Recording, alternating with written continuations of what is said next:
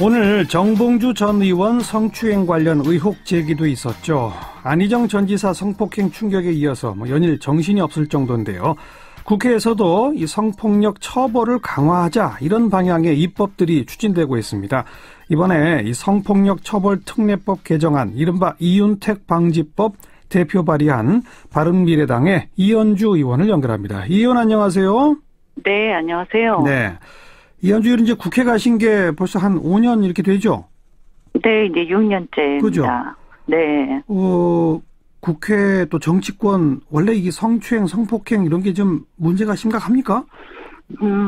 아무래도 이 정치권이라고 다르겠습니까? 근데 폐쇄된 조직의 특성인 것 같습니다. 그래서, 예. 폐쇄된 조직일수록 좀 그런 부분들이, 좀 음성적으로 많이 있을 수밖에 없다는 생각이 들고요. 예.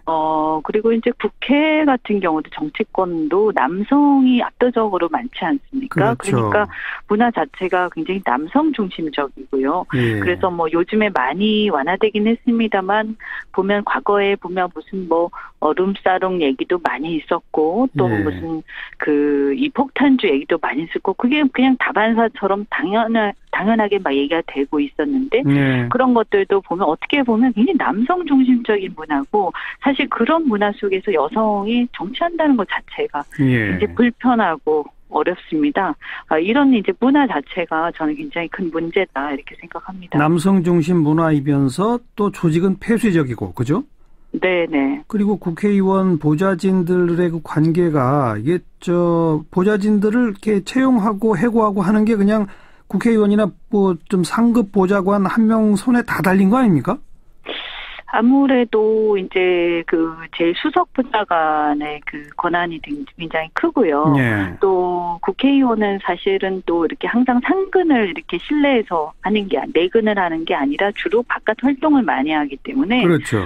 네, 그래서 보좌진들이 자기들끼리 생활을 많이 하게 됩니다. 그러다 보니까 또 그런 속성도 있는 것 같습니다. 예, 지금 국회 내에서도 익명으로 이런저런 제보들이 막 나오고 있다는데 이현주 의원도 그런 거 좀 접하고 계세요?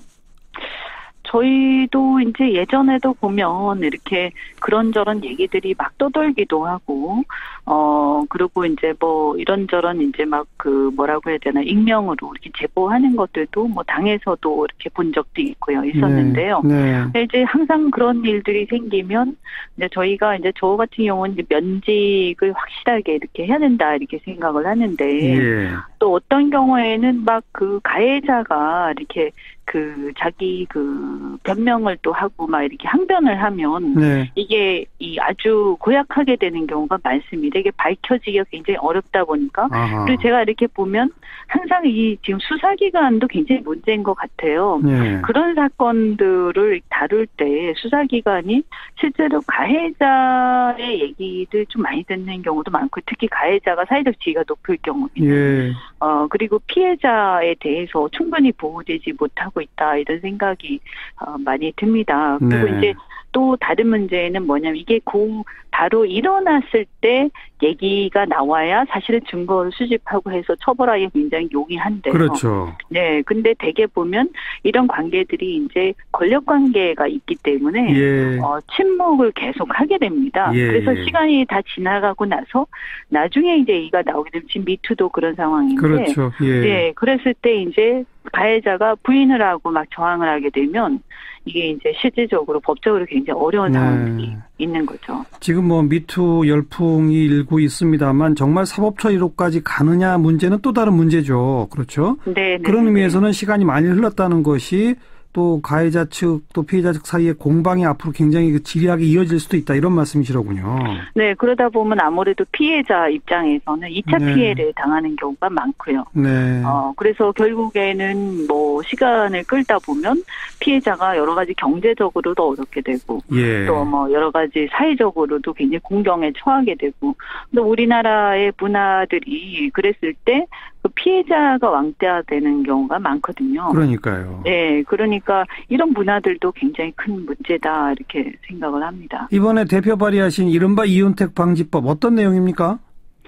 네, 그래서 특히 이제 업무상 위력에 의한 추행이나 간음에 중점을 두고 이제 처벌 형량을 늘렸고요. 예. 너무 약하다라고 생각이 들어서요. 기존에 몇 년형이었는데 앞으로 강화된 건 어떻게 되는 겁니까? 네, 업무상 위력에 의한 추행은 3년이었는데 5년으로 올렸고요. 그다음에 업무상 위력에 의한 간음은 5년이었는데 한 단계 올려서 7년으로 올렸습니다. 그리고 이제 공소시효가 10년이었는데요. 예. 이게 이제 너무 지금 같은 경우에 사실은 10년 지난 것들은 처벌이 어렵지 않습니까? 예. 그래서 이것을 25년으로 연장을 했습니다. 네, 사실 이제 어떻게 보면 좀 약하다고 생각할 수도 있는데 현실적으로 또 이 어떤 형량을 올리는 것들은 이제 법조계 내부에 그런 것들이 있기 때문에 이 정도는 해야 된다라고 최소한 해야 된다라고 생각을 합니다. 예. 그렇죠. 업무상 위력에 의한, 즉 권력관계에 의한 성폭력의 경우는 지금보다 좀 형량을 높이자. 간단히 그 말이로군요. 네, 그렇습니다.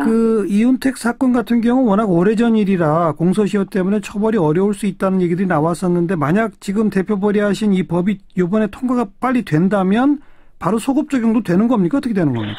그 부분은 이제 좀 논란이 될 수 있을 것 같습니다. 왜냐하면 이제 우리 형사법의 어떤 원칙이 소급 금지라서요. 예. 그래서 이게 시효 부분을 어떻게 할 것이냐 이런 게 있는데 만약에 이것이 이제 시효가 끝나지 않았다면, 네, 그러면 연장될 가능성이 있는데요. 지금 굉장히 많이 지난 거 아닙니까? 예. 그들이요. 그러면 아무래도 어려울 수도 있을 것 같습니다. 네. 이렇처럼 법 개정 노력도 있어야 되겠습니다. 그뿐 아니라 정당 내에서 그다음에 국회 전체 차원에서도 어떤 노력이 있어야 될 것 같은지 한마디만 더 해주시면. 우선은 이제 선거가 바로 이제 지방선거를 앞두고 있는데요. 저는 원천적으로 공천 배제를 좀 할 필요가 있다. 그리고 판결이 날 때까지는 시간이 한참 걸리잖아요. 그리고 우선 기소가 되면 우선은 좀 배제를 할 필요가 있다고 생각을 합니다.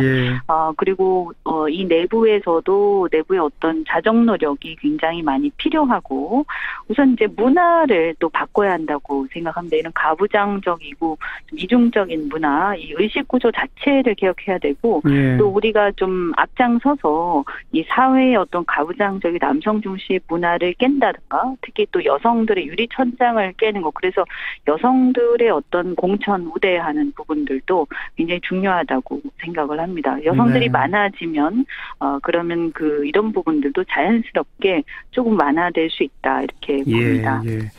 이번을 계기로 정말 문화개혁으로까지 꾸준히 이어지도록 해야 되겠죠. 오늘 고맙습니다. 네. 진영 논리보다는 좀 정책 이용은 좀 자제할 필요가 있다 이렇게 생각합니다. 물론 그렇죠. 고맙습니다. 네, 고맙습니다. 바른미래당 이현주 의원이었습니다.